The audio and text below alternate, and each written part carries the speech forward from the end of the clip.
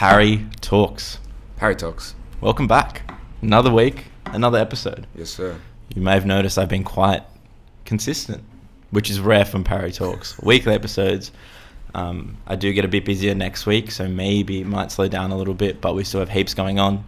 Parry Talks Alumni Volume 1. It's currently in pre-orders still. It comes out when you're listening to this Friday. Go buy it. Raise some money.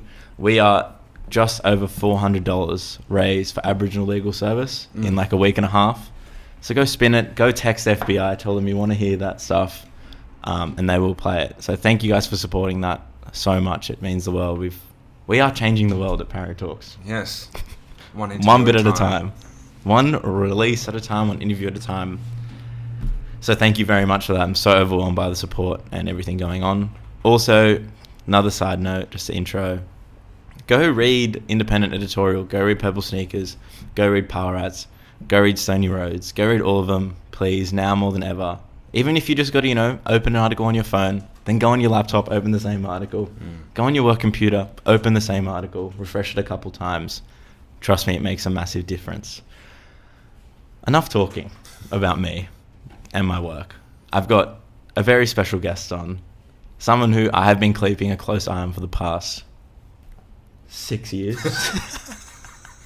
But someone that I always inevitably thought would end up here from the beginning. And they're here now. It's the one, the only, Boy Soda. What's up? How you doing? I'm good, man. Thanks for having me. No worries, anytime. How's 2021 been treating you? I know last year was super hectic for a whole lot of obvious reasons.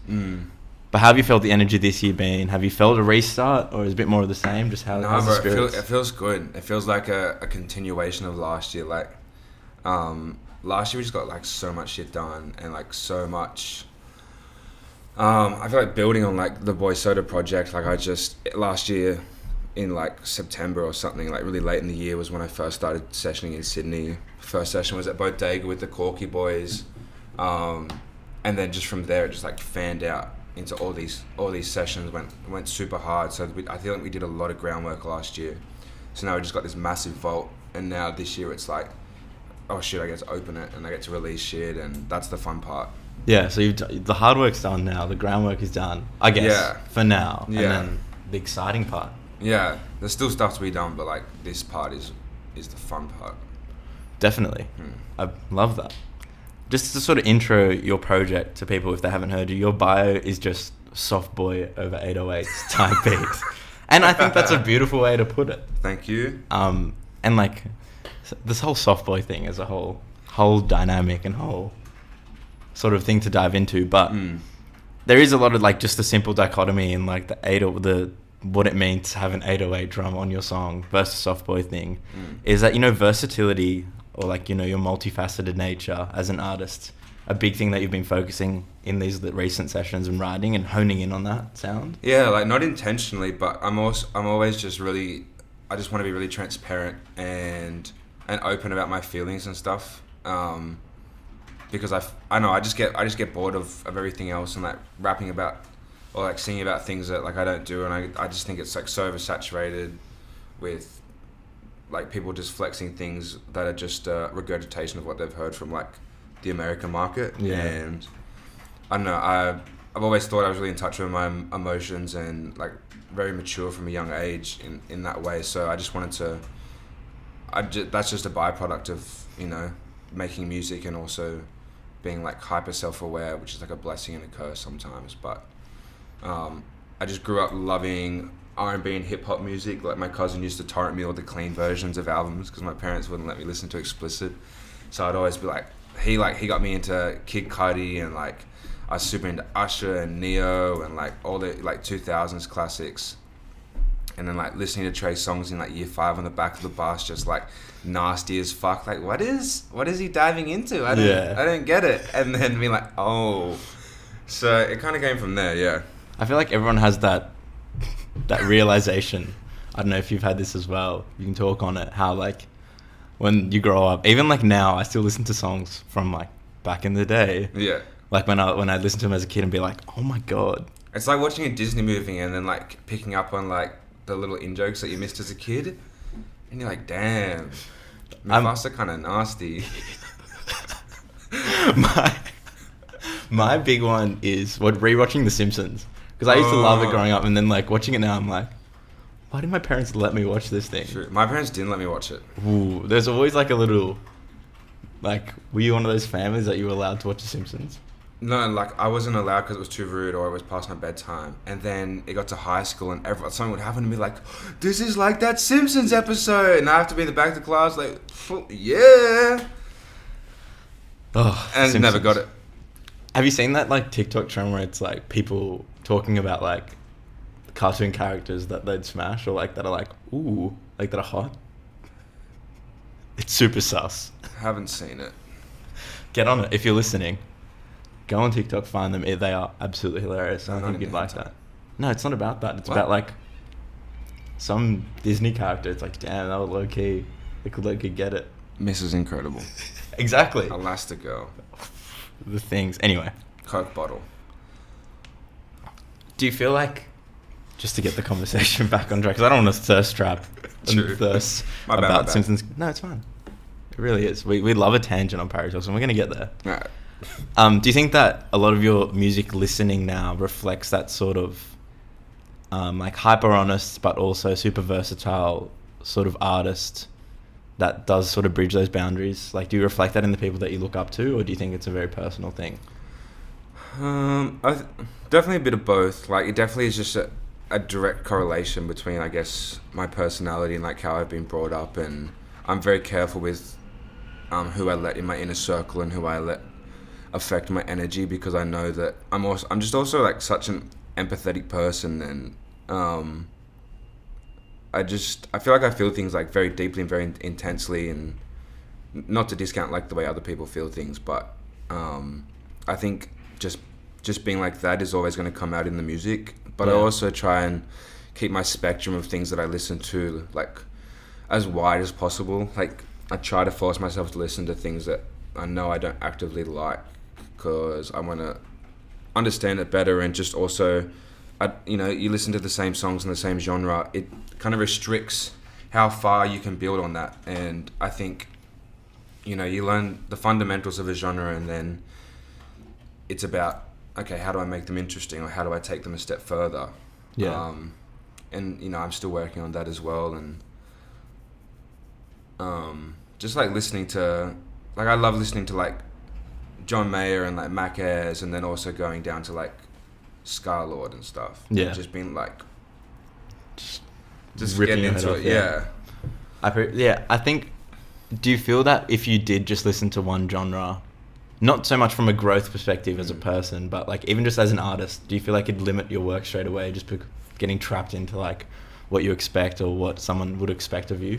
I think it would limit the longevity of my career. I think you have to be constantly adapting and changing, and showing growth as an artist. And I think that happens naturally. But if I was just honed into the one genre, it would really restrict my ability to do that, because like other genres are like different potential paths that you can let influence your music, and not listening to them kind of cuts them off.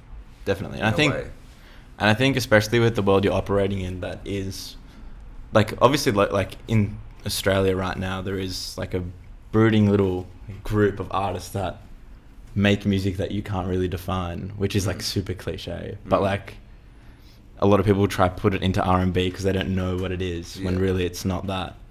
So I think it's super interesting that trend is coming up in Australia, I think, before a lot of other trends, which I think is a super positive thing as well. It's so sick. And especially just everyone in Sydney, like you're at a studio like Bodega, and it's just like this hub of people, and you're like, everyone's going to know the names of the people in this room, it's just a matter of time. Exactly. Beautiful. Next up. And talking on that, you've been writing with a lot of different artists recently, just like through that massive writing period. What do you think collaborating teaches you about finding, your own sound, and how do other people infiltrating, your creative process help you find yourself in their music? I would never, I don't think it's an infiltration at all. Like, oh no, that was a horrible word. No, but you know what I mean. But collaboration is like, it's such a fine line between like finding out what they like and kind of stepping into their shoes, but also bringing what you can offer. Yeah. And I think for when I first started co-writing, I was learning to co-write. It was I completely step into their shoes and try and write something that they like, and then the power, like there's a lot of power in being like, oh, like I like when people say, oh, that's such a Boy Soda hook, or like I love this verse, I love that melody, because it, you know, it has my qualities to it. And that's something that I think I hunted for over a really long time, and I'm still working on. But everyone goes through this period where they make music, where they first start and they're just replicating all their favorite sounds and favorite songs, and then it hits this point where it switches, and it's like, oh, now he's on his own shit. Now he's, you know, expanding on that. And I think really only in the last year I kind of hit my stride there, and Daisy Chain was the first song that I really, really loved and felt like it was a Boy Soda track. And then, you know, I hit that stage, and then collaboration felt so much more fun, because I was like, I'm in a room with someone that knows what they like and what they're good at, and I've kind of just started stepping into my own as well. So now it's this like amazing mesh of ideas, and I really love learning, because I get really bored of my own melodies and like lyrical inclinations, and then writing with heaps of other people, especially in different genres. Like I've just been top lining for lots of girls like in the last year, and I love that, because I get all these melodic ideas that, you know, I'm not getting from rap, which is obviously super male dominated and everything. So I find it actually really, like, I would argue that it's crucial for me to be collaborating with lots of people, just because it's always shown me what I'm not very good at, what I'm good at, and also just changing my preferences a little bit, because I get bored of them. Definitely. Do you feel like that you spoke about that period before you flick the switch almost? Flick the switch, wow. Before you sort of change over, do you think it was like necessary for you to go through that, to like just learn a craft, learn a skill before it's like, okay, now I'm ready to sort of properly go through? Was it like a necessary stage, do you think? In your mind? 100%. I think the difference in some artists is that sometimes you see that stage publicly, and sometimes you get the music after they've gone through that. And it just depends. Like when I released my first song, I loved it at the time. I was like, this is like, I'm making the stuff I've always wanted to make. And then like Daisy Chain comes out, sounds so much nicer, and I'm like, I almost wish that I'd started my releases with See Someone or Daisy Chain, but also it's a nice sonic, like chronological story, you know, on the streaming services. But yeah, I think it's inevitable. Like everyone goes through it. It's either public or it's not. Exactly. Yeah. And one last question, I'm just unpacking you. Shoot. And this is a time where you can gas yourself up. Do you feel like writing with other people gave you like a lot of confidence, where it's like, hang on, like I'm good at this shit. Like it's sort of as like a confidence build that you can write with anyone, do anything with anyone, and just like feel confident as Boy Soda to make a song, or, you know, just like, did it affect your confidence at all? It definitely validated what I thought of myself as a writer and a musician, and especially because like coming from the coast, there's not a huge music scene down there, and if there's any good musicians from the coast, they're in Sydney now. You know what I mean? Evidence. Yeah. So it was very validating for me, because I hadn't really been working with the caliber of the people that I'm working with now, and just being able to hold my own in the room is like, I was really surprised at the start. And I always go into studio sessions with like zero expectations on myself or the other person. You know, I just go in being like, I'm just gonna make whatever the vibe is. You know, sometimes I just never go in with any preconceived ideas. Definitely. Like, we're gonna make this type of song, or I need to like be on my shit today and write well. And just going with zero expectations was always made me hold myself like I was confident at the start, and just not very nervous, even if I was shitting it inside. And that kind of developed from faking it to being like, oh, like I know I can bring something to this session now, and that's really nice to feel that. Do you feel like being from the coast and being almost like coming up separately sort of benefited you in a sort of way, because you didn't get anything handed to you, and it sort of happened naturally and evolved naturally, rather than it just being like, grew up in Sydney, don't really know anything else, don't really know how to work for like a creative passion or anything? Do you think that being from the coast benefited you at all? Yeah, definitely. I also think being from the coast, like there was not really a lot of people that listened to R&B music or hip hop in general. It was just like surf rock, baby. You're not cool because you don't listen to surf trash. And I'm like, Yeah. Not that I hate surf trash, but I just want to listen to R&B all the time. You know, it was a huge separation. So I kind of just was in my own bag, like learning GarageBand on my iPod Touch, and then, you know, going to a computer and then jumping to Logic and that kind of whole transgression. And like Sydney's obviously like so. There's a lot of rappers and a lot of singers in Sydney, especially in R&B. So I'm really glad that I was separated for a bit to kind of figure my own shit out. And because there wasn't a lot of R&B people on the coast either, it made me find my own sound a bit better as well, because I wasn't influenced by any other artists. And I think sometimes comparing yourself to other people really caps your ability, because you think you have to sound like them, or you think you have to like do the same shit you're doing, but it's like you should be in your own bag and in your own lane. And I really try not to look left and right of what my project's doing. Like I really love to be influenced or inspired, but you know, there's a lot of push and pull with that, and I think you have to limit yourself.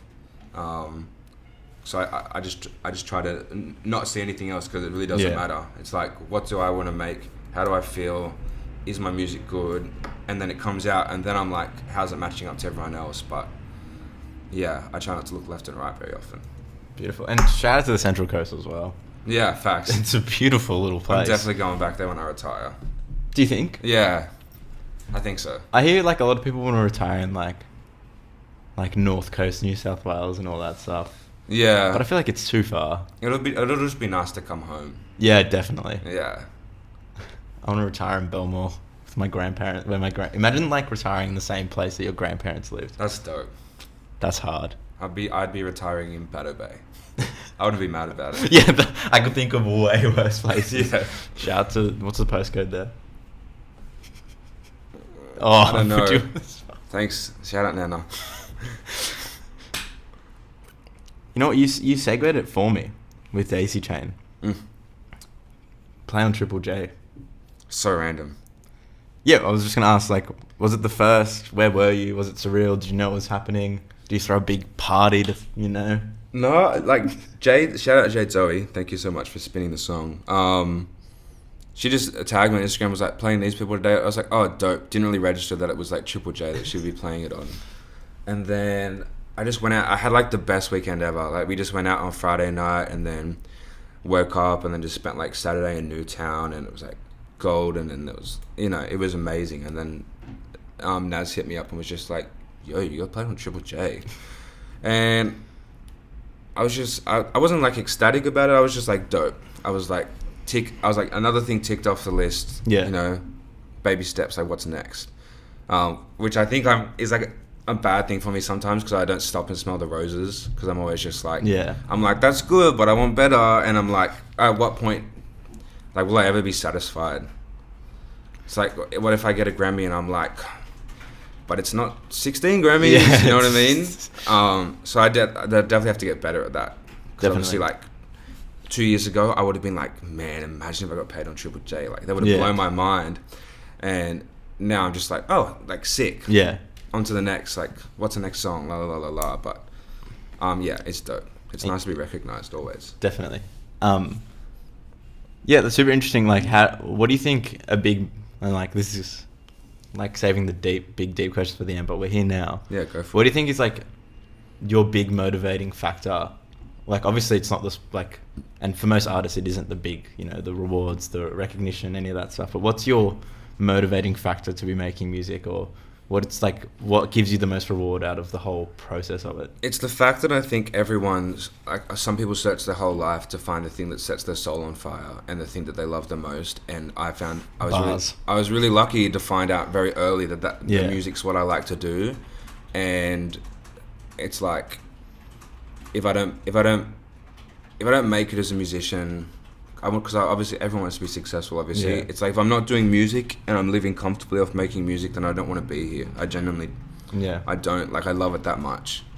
And it doesn't matter if I'm producing or writing or top lining. I fucking love the process of making music. I love releasing the music. It's just like, you go into a room with someone and then at the end you've got this tangible thing that didn't exist 5 hours before, and that's the fucking coolest thing in the world to me. And I'm just so aware that, you know, there's people in the world that are working 9 to 5 jobs that they don't really like, and I'm like, you're the best in the world at something, but you just never figured it out. Yeah, exactly. And that's my driving factor, is if anyone else was in my position and they loved music as much, you know, I was watching, I'd want them to be doing everything to make it work. Definitely. Do you feel like that weight adds internally? Do you think it adds either more pressure to the music thing, or do you think it does the opposite of that, where it's just like, this is my truth, it's chill, I'm doing it because I know it's what I meant to do? Or do you think it adds an extra layer of weight of being like... I think there's definitely an extra layer of weight, but I just ignore it. Yeah. I just ignore it because it truly doesn't matter. Yeah. Those expectations, even though they're there, I just block them out, because in my head I have this feeling of inevitability, and it's I'm not worried about making it. I'm just like, I feel like it's inevitable for me. Not on some cocky shit. It's just like, I really believe in myself like that, and everything's been falling into place in the last year, and I've got like amazing people around me that I really feel amplify the things I want to do and don't water down my creativity or anything. And I've been really lucky not to have any bad run-ins like that. So I just stay focused. And there's definitely weight there. Stay short-sighted. Yeah, exactly. Yeah. Exactly. One day at a time. Stay short-sighted. I like that. Bars. Bars. I ask everyone as well at the end of every podcast to like spit 16 bars if you've got some. Mm-mm. I'm joking. No, fuck you. I have this legitimate fear, and I'll never call myself a rapper. Like, I'll rap on songs, but I'll never call myself a rapper, because I have this like legitimate fear that I'll get on Hot 97 or something.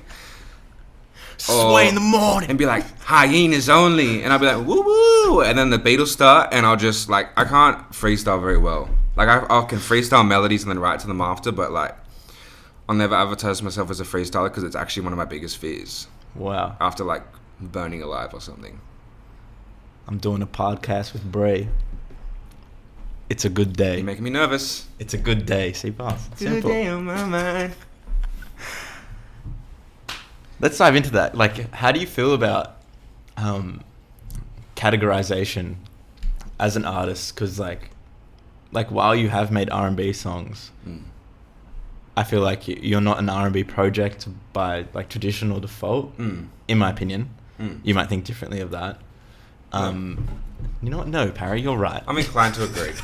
How do you feel about like just people trying to put you into a certain like song or vibe, or like just categorizations and genre, and how do you try and manipulate that like from a strategy perspective in your artistry?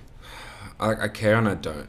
It's like, I'm gonna make shit that I think's cool, and then people can slot it into whatever bookshelf they want. It doesn't matter for me. Yeah. And that's why I like having a team that does all that for me, because I'm like, just put me in whatever genre you think is gonna get the most response. I don't care, as long as the music's being heard.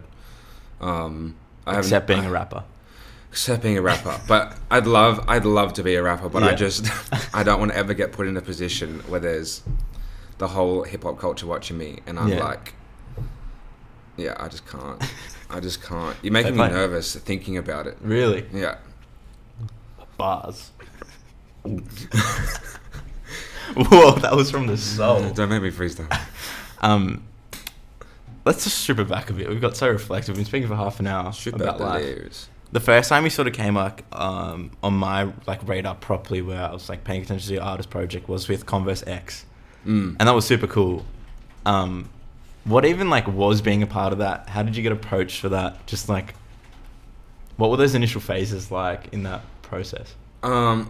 So they're called the All Stars now, and they're just this like dope community that's obviously facilitated by Converse. It's international. It's all around the world, and they just amplify creative kids and like sporty kids through their brand in the most amazing way. Like they back us to the point where there's like not really a lot of benefit in it for them. Like they make they spend money and they spend time on us because like they truly believe that that's what matters. And they've like, I can't fault them at all because they just like, I got this DM from them and it just started with, hey guys, with Invasion Day coming up, you know, we're holding this day to like make signs for the rally and stuff. And I was just like, the fact that they opened that DM with Invasion Day coming up, just like, you know, no compromising. It's just like, it's just so impressive and so on par. And leaves a good first impression as well, I guess. Yeah. Compared to like just some brand hitting you up. They're just amazing. They just do it for the right reasons. They just genuinely care. So they DM'd me the second year that they were up and running, and were just like, we want you to be part of this. I went to the open day, like met a lot of amazing people that I'm still friends with now. Got some free shoes, and then obviously the year after, the opportunity came up to go to LA, and then that was the most insane thing that I've ever experienced, because it was just like this, all expenses paid. It was my first time in America, like opening for Dominic Fike at that thing, and then like Camp Flognor. It's like headliners at Sydney festivals. It's like you can choose, but Camp Flognor is just 2 days of all headliners. Yeah. It's fucked. It's ridiculous. That was gonna be my next question. Thank you, Converse. I love you. Wait, I'm gonna pause there, because I saw all my like heaps of my like artsy cool friends were like getting free shoes from Converse. I'm like, what have I done wrong? I worked so hard for. Do you want me to try to get you in? Yeah. Okay. Done. Okay. Alicia, can we add Parry, please? Okay, we can cut that out. Actually, no sass to Converse. I'll see you guys soon. See what I can do. You've done something that I've not been able to achieve yet in life. You've done many things that I've not been able to achieve. What? Yet. But that's also on my lifelong goals list. Go to Camp Flognor, because I am a Tyler stan to the toe to head. I wore crop chinos and LaFleur's and baggy golfing t-shirts for 2 years. You were early. All through school, mufti day. I'm like, this is my chance. Yeah, bro. Look how short my pants are. Love it. Pink LaFleur's as well. Chef's kiss. I was just on another one. I was collecting golfang when I was in year 9. That's crazy. Like, I'd collect get all my Christmas money, all my birthday money, and then like when a good like the autumn winter drop would come, I'd be like, oh. That's wild. I've still in my closet. I've still got like plastic bags unopened with like golfang in it. But especially in Australia, because Australia's so late to everything. Like America's always like a year or two ahead with like music and fashion. Then someone in Australia does it. Yeah. Then we're like, oh, cool, and everyone jumps on. But it's early, bro. Seeing like people wear LaFleur's now out, I'm like, you don't know what those shoes mean. LaFleur's are the new Air Forces. I hope not. No. But what's like a potent experience, either like deep and strong emotionally for you, that occurred at Camp Flognor, like watching an artist or just an atmosphere, but also like a funny, like lighthearted, like, oh, that was super funny from that. Those 2 days in heaven. It was heaven. It's such a weird experience, because you're there with people from like 20 other countries that you're potentially only going to spend time with for this 1 week. Yeah. And then you potentially never see them again, because they're from Serbia and Iran and all these random places that you might never get to. So you just don't think about it, and you just have like, it's like you've got 1 week to live. So you just have the best time ever, because you know you've only got that time with these people. Yeah. And then you're also doing these amazing experiences anyway. So it was just so weird, like seeing my favorite performers with people that I've never known before, like feeling so okay with it. Yeah. Daniel Caesar was just like, I just love the fact that I had to leave a Daniel Caesar set early because like YG was coming on, or FKA Twigs was coming on, or some shit, I can't remember. But I was just like, it was beautiful, bro. Everyone's leaving Daniel Caesar to go to, I was Brockhampton on the main stage, and everyone's singing Best Part, bro. Like tens of thousands of people all singing Best Part as they're walking away from Daniel Caesar to the main stage. It was just like crazy, bro. It's like an arena of people singing it. So that was beautiful. Definitely. And then at the end on the last night, oh no, the weird experience was seeing Drake get booed. Yeah. Oh yeah, you were there for that. That year, bro. Was it as like as prominent as people made it out to be, where it's like everyone You couldn't hear the booing. boos because we got VIP, so we're on like the side.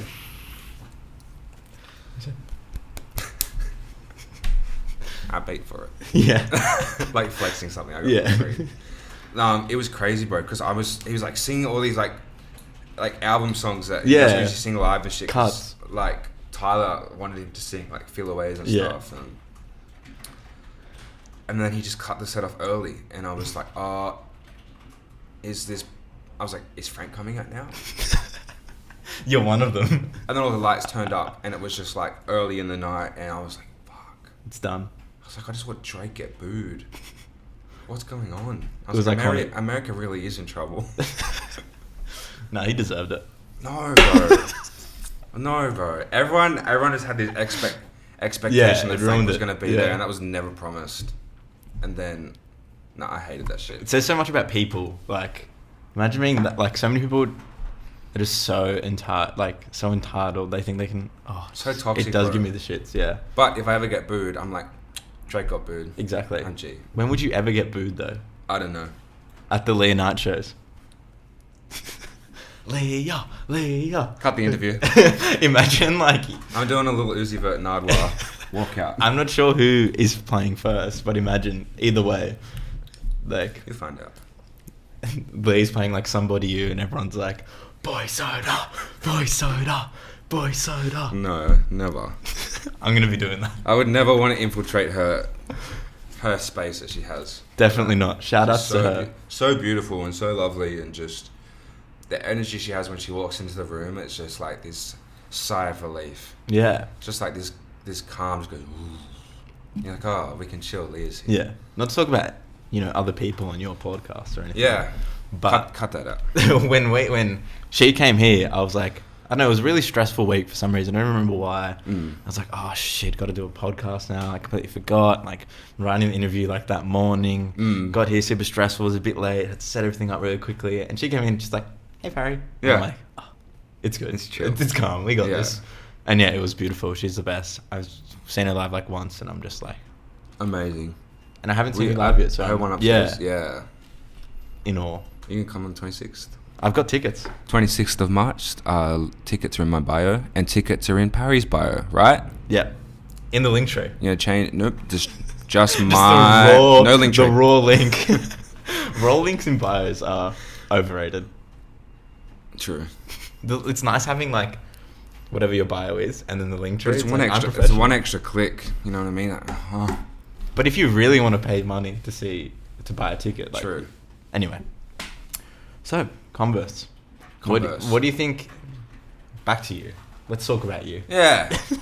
What do you think that whole experience sort of, and obviously it would have taught you a lot about being an artist. So this might be a bit of a broad question. No, shoot. But what did it properly change about the way you thought about strategy, creating art, and going forward? Like, what was the big trigger from doing that? The one thing was just like feeling validated, and they kind of caught me when I was still in what I'd say is like a development stage and still kind of figuring my shit out. Yeah. And then you just have these people that, having a huge company like that, like asking you to do things or like make little videos for them or, doing anything is just like, it's like, oh, like Converse wants me to do something. Yeah. That I must be doing something right. So that alone was just like this huge like back brace for me, like doing stuff, and you get surrounded by all these other amazing people who are just as hungry and just as talented, like equally as anxious as you about doing things, and it was just amazing to kind of get put into that community and just feel very at home. It was like all the nerdy creative kids at school that would have been like sitting under the stairs and shit, all just like rocked up at the same building. Yeah. And it's so cool. And we're on top of the world as well. Like, finally, like, got the recognition that they do deserve. Yeah. I feel like, Was it also just seeing how they run their like background work and how much preparation they put in for everything? It was like, oh, like this is a professional operation, and that's how I need to be like running my shit from now on. Definitely. So just the level and the tier of where they're operating was really nice to know, because like that's the standard that I set for myself now. Definitely. Yeah. Beautiful. Another thing, not to just talk about Converse the whole time, but one cool thing that I noticed about the Converse trip that I was like, damn, I really envy that, other than the free shoes, was you met the PAQ boys. I knew you were going to say that. Pre-breakup. I used to be a PAQ stan, but Yeah. they just disappeared off the face of the earth now. Who is the freshest in PAQ? Probably Denny. Yeah, okay. Denny's just correct like answer. Denny's just like got this steez, but like I don't know, they're all sick. I think I don't think Denny was there actually. Denny's the tall one, right? Yeah. Elias? Yeah. He's fresh. Yeah. And Shaka as well, probably. They all are, man. And so lovely as well. It's scary how fresh they are. Yeah. And Dex is just like obviously like Yeah. just Are they? so nonchalant, and Yeah. so effortless. I felt so Respect. underdressed, bro. So underdressed. It's the accessories thing that I've sort of learned as well in the past like year. Accessories are important. Like I thought I was fresh, and then it's the edge, you know. Literally, you can have just like a best and less fit, Yeah. and then put some like accessorize it right, and then like Game over. Yeezy. Daisy chain. Big step forward, and we've already sort of spoken about how it was a big step forward. Because I think it took the project to the next level, personally. Agree. And it got some serious eyes on you as well. Just talk through writing that song and reflecting, you know, how it's been engaged with by audiences. So, my friend hooked me up with this like producer at the time, and it was this kid, and he sent me this beat pack, and all the beats were like crazy, like young Franco Rex Orange type beats. Yeah. And I was like, these are sick. So I recorded Daisy Chain over this track, and then I thought he was a producer, so he sent it back with like some shitty vocals of him singing the hook like through like a raw mic. It sounded like it was going to an iPhone, and I was like, oh, like just take your vocals out, it's chill, like you just stick to the production in a nice way. And he was like, oh, it's not my beat. So he sent me sent me a pack of beats that were like from YouTube that were already bought and had like millions of views and shit. I was like, how could I be so stupid? So I had this a cappella for Daisy Chain. Yeah. And then I first linked with Tentendo after I worked with Udo because they're tight. And then I sent him the a cappella for Daisy Chain, just like one file with all the backing vocals and shit. And then he sent back Daisy Chain. He's a freak, bro. Magic. He's a freak. He like a song that I really loved, he made it even better. And I just saved it. Do you feel like, obviously you like almost knew writing it that it was like, oh, I feel way more in my own bag with this song. Do you think that reflected in how people like engaged with it and enjoyed it more because it did come from your heart? Do you feel like there was an extra level of like attention on it because like that was a consequence of, you know, you reaching that next level? Yeah, and I think also because I've kind of been producing myself for a bit and was still learning a little bit, and it was like I've been writing coolish stuff, but Daisy Chain was the first song that I think deserved better production, and I didn't know it at the time. And then Tentendo was just like the glue, and and after that I kind of knew. I was like, oh, that's what my music can sound like. And I was kind of already starting to session in Sydney, or like getting to that. So I was getting to the stage where I was finding a sound that I really liked. But like when Caleb sent that, it was like, oh, like this is what I can sound like. Like I can sound way better than I currently do. So it was kind of a happy accident. Beautiful. Sort of you've been writing with a lot of people now. I already said that. Come on, yeah, bro. You already said that. G, bro. And it's super sick and a lot of sick people. Who's like the one person that you've sat with or written with and you just see what they do and you're like, you're a genius? Or just being blown away by like the way someone writes or the way someone does something in their creative process? Or you can name a couple, but like if there's one potent experience. I just started working with this producer called Gabriel Espinosa? Sorry, Gabe. He's gonna hate me for that. And he's a freak. Yeah. He just makes everything. And I was in a session with him in Northeast Party House, and Zach was just like, oh, can you make the guitar like do this melody, and sung it out, and he just like looks around the room and just goes like this. Yeah. And I hate it when he does that, because he makes me feel so untalented, because he plays guitar and looks at me while he's like playing really like hot shit. And like I've just had some amazing sessions with him where it's just like I've never felt like I've crossed over collaboratively like that cohesively with anybody. So he just like, I leave sessions with him just being like, I hope he never works with anyone else, because I want him all the time. Yeah. But then, you know, I learn stuff from every session. Like Leah's super careful with her lyrics, and I get really lazy sometimes, so that definitely made me go, oh, I can probably make, my lyrics can be better. Yeah. So all those writing sessions have just leveled up everything. Yeah. Leveled up my workflow, leveled up the way I write about things, like fleshing things out one step further. And yeah, I'm lucky, man. Like I've had some amazing sessions. Beautiful. Yeah. Like this is gonna be my last question, that before like the universal questions I ask everybody. Yeah. And this is gonna be funny. You do have a very close and direct relationship with your manager. And I think it's really rare. I think it is really rare and really special. That's very true. How important is having that, you know, like positive reinforcement and positive relationship with someone that works so closely on your project, and how do you think it gives you the step up as an artist? Yeah, she's my rock. She's like she holds me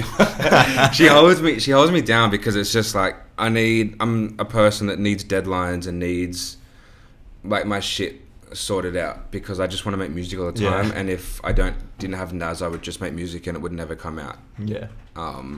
So I'm very lucky to have her, and I met her through Jordan Grant, because he lives like next to her in the apartment building, and then she heard my demos like while he was playing them, and then hit me up, and I was like, oh, like yeah, I'll let you know if I ever need you. And then Jordan was like, no, like you need Naz. And then, you know, we go through, it's my first time having a manager as well, so there's a lot of navigating the relationship and finding out how each other works, and realizing that sometimes you have to be a bit stern with me if I'm not replying to emails, and then like I need to kick up the arse every now and again, and like that's fine with me, because Naz is good at it and I get shit done. She really thought that she was going to sit in the room and we weren't going to talk about it. We know you're there. And I know that a lot of people just have a very business-like relationship with their manager, but I don't know. I just thought it was normal until I kind of heard other things. But it's really special, and it's really nice to. It's like such a direct and open line of communication, and I feel like my creative vision, it gets handled really well by Naz and Andy and everyone else that, you know, gets involved in the process along the way. And I'm super protective with my like how things get executed creatively, and like Naz knows that, and she's always verbalizes it exactly how I want it to be verbalized, and you know, never changes it, and I'm lucky for that, for sure. Beautiful. So it's chill. Shout out Naz. Mashallah. Oh my god. Last just jumps out the window. Last serious question, and I ask this to everyone. How does Boy Soda measure success? You know, not so much on I want to, you know, sell out this venue, but like internally as an artist, what impact do you want Boy Soda to have on someone listening or for yourself? I'd be lying if I said I didn't look at numbers. Yeah. Like I definitely look at streams and I'm like, it could be bigger, or but I'm always going to think that, like I said, like I don't stop and smell the roses very often, but you eat the roses. I kind of measure it on like how much I like them. Eat the roses. I kind of measure it on how much I like the music. Yeah. And I've been like bumping my own demos in the car lately, and I love that. I love listening to them now, because I didn't, you know, a few years ago, because I weren't there. So I don't know, man. I'm so aware that this is what makes me happy, and I never want to ruin that or overwork myself to the point where it feels like a chore. Yeah. So I'm like, I'm happy right now. I'm really happy right now. I wasn't smiling when I said that, but I just love my schedule right now, Yeah. and the fact that it's so music orientated. And I guess I'll always measure my success on numbers, but the main thing for me is that I'm happy, and I'm happy lately, so it's good. It's beautiful. Yeah. Isn't that beautiful? Comes out on Friday, I'm like, don't release it. I'm having a bad day.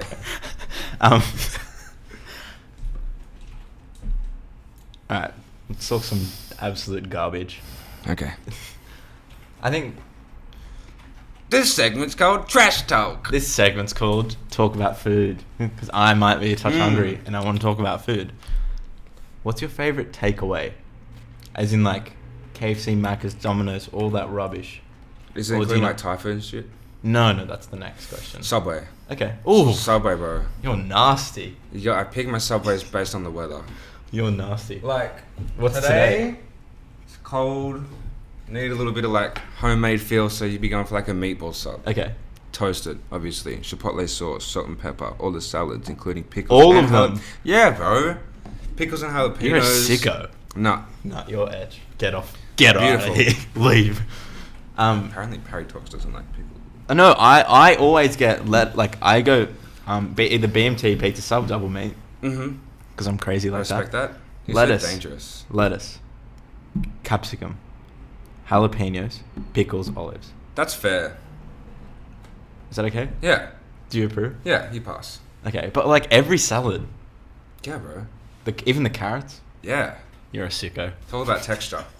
It's all about texture. Carrots are dead. Anyway, now a more serious question, where you can actually shout out a venue, either from the coast or from Sydney Sure. now. What's like a goat takeaway that like isn't a big stinky corporation? Oh. That's just like the spot. That's like the local Central spot. that Coast, Yeah. Boone, Thai, and Greenpoint. Okay. Like, it's just like in the shopping centre car park and no one knows about it. They are the best Thai food I've ever had.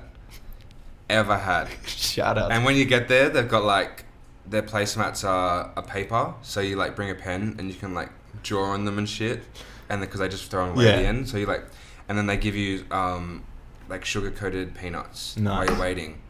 Hot. Mm, Hot. See? beautiful. Oh. Shout out Boone Thai. We're so in sync. Let's get the sponsorship. We're crazy. And last question. Who do you think should come on Parry Talks next? Who needs this story told? Who would be great to have on? Have you had most of the Bodega crew on? Have you had Dante? No. You gotta get Dante, bro.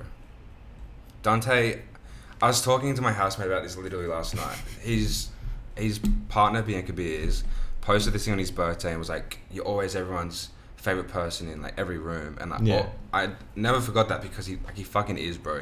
Dante's got this energy when he walks into the room where you like can't not look at him and you can't not love him either. And he's so welcoming and he's so talented and he just like, even if Dante didn't make music, you Yeah. want him in the room as the energy Yeah. center, bro.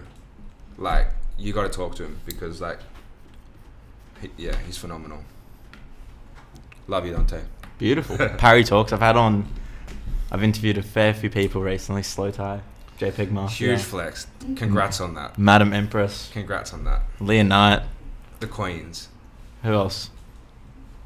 But Boy Soda. Boy Soda. You've been my favourite conversation this year. Really? Parry Talks, thanks for listening. Go buy the VA. What are you doing? Go stream all of Boy Soda's music. Facts. Go buy it on iTunes. Yeah. Buy it on iTunes. Send me a screenshot of you buying it on iTunes and I will send you a video of me eating a Subway. No, this is an actual thing, guys. Giveaway time. If you watch this and you find me at Leah and Boy Soda's show, Boop, boop, and you boop. say Parry Talks. Parry. You gotta say in that voice. Yeah, you gotta say Parry Talks. What do I get? A beer. Can you afford it? What if like 15 people come up? The company It's like, card. like 15 times $7.50. That's fine. Carry the 2. It's like $200. On me. Yeah, I'm gonna start a movement. I need 200 people Every showing single up for person. this. You're just standing at the door like, See this guy with the hair and the... What if I get the whole crowd to mustache. say Parry talks, and then you owe everyone fucking beer? Shout out Parry to... Hey guys, Boys sent the podcast broke, so we're gonna take a hiatus for a bit. Thanks for listening, guys. Take Peace. care.